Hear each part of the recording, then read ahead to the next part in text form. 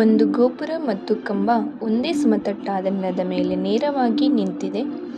60 metre ಎತ್ತರದ ಗೋಪುರದ ಮೇಲಿಂದ ಕಂಬದ ಮೇಲ್ತುದಿ ಮತ್ತು ಅದರ ಪಾದಗಳನ್ನು ನೋಡಿದಾಗ ಉಂಟಾಗುವ ಅವನತ ಕೋನಗಳ ಕ್ರಮವಾಗಿ 30 ಡಿಗ್ರಿ ಮತ್ತು 60 ಡಿಗ್ರಿ ಆಗಿದೆ. ಕಂಬದ ಎತ್ತರವನ್ನು ಕಂಡುಹಿಡಿಯಿರಿ. ಸೊ ಇಲ್ಲಿ ನಾವು ನೋಡ್ತಾ ಬಂದರೆ ಒಂದು ಗೋಪುರ ಮತ್ತು ಕಂಬ. ಸೊ ಇದನ್ನು ನಾವು ಗೋಪುರ ಅಂತ ತಿಳಿದುಕೊಳ್ಳೋಣ ಮತ್ತು ಇದನ್ನು ಕಂಬ ಎಂದು ತಿಳಿದುಕೊಳ್ಳೋಣ. ಇವೆರಡೂ ಒಂದೇ ಸಮತಟ್ಟಾದ ನೆಲದ ಮೇಲೆ ನೇರವಾಗಿ ನಿಂತಿದೆ.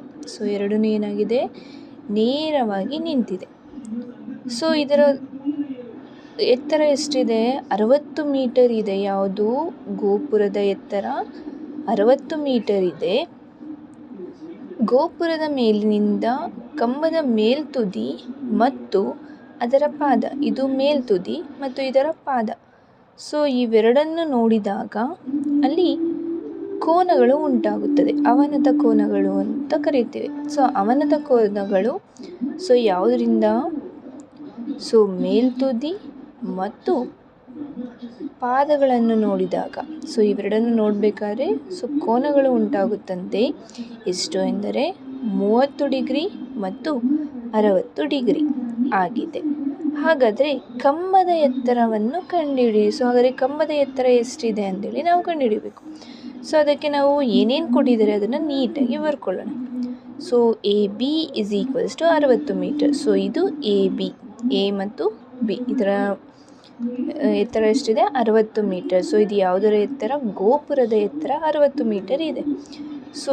AB, ನಾವಿಲ್ಲಿ AB ಅಂತ ತಗೊಂಡ್ರೆ ಯಾವ್ಯಾವ ಬರುತ್ತೆ, AE ಮತ್ತು BE, AE + BE ಅಂತ ಬರ್ಕೊಳ್ಳೋಣ. ನೆಕ್ಸ್ಟ್ ನಾವು AEನ ತಗೊಂಡ್ರೆ, A ಮತ್ತು Eನ ತಗೊಂಡ್ರೆ ಏನಾಗುತ್ತೆ, AB - BE ಆಗುತ್ತೆ.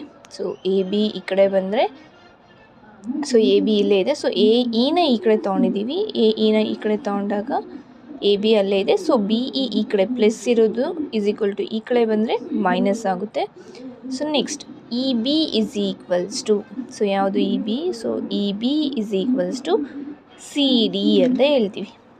ಇದ್ರ ಎಷ್ಟಿದೆಯೋ ಈ ಕಡೆನೂ ಅಷ್ಟೇ ಇದೆ.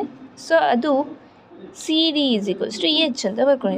ಅದರ ಎತ್ತರ ಅಂದರೆ ಕಂಬದ ಎತ್ತರ ನಾವು ಕಂಡುಹಿಡಿಬೇಕಾದ್ರೆ EB ಮತ್ತು CD ಒಂದೇ ಸಮವಾಗಿರೋದ್ರಿಂದ H ಅಂತ ಬರ್ಕೊಂಡಿದ್ದೀವಿ. ಅದೂ ಸಮವಾಗಿರುತ್ತೆ. ನೆಕ್ಸ್ಟ್ EC = ಯಾವುದು EC, ಇಲ್ಲಿಂದ ಇಲ್ಲಿಗೆ EC =